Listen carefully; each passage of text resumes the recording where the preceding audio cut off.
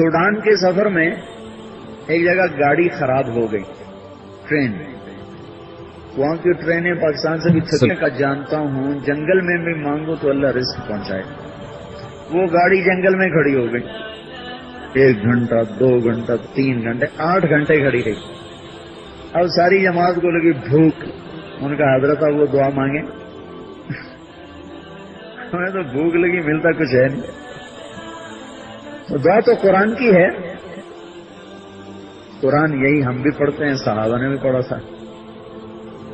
तो उन्होंने मूसा अलैहिस्सलाम वाली दुआ पढ़ी, रब्बी इन्नी लिमा अंज़लत इलैया मिन खैरिन फ़क़ीर। ऐ अल्लाह, मैं तेरी खैरात का भूखा।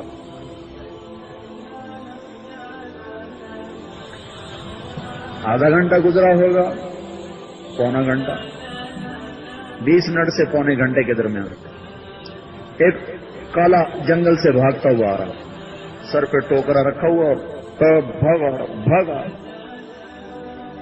आया, सीधा डब्बे में चढ़ा जहां मौलाना बैठे हुए थे।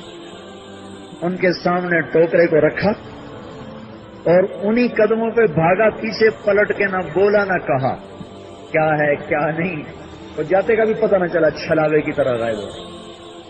कपड़ा हटा के देखा तो पूरा बकरा भुना हुआ उसने रखा।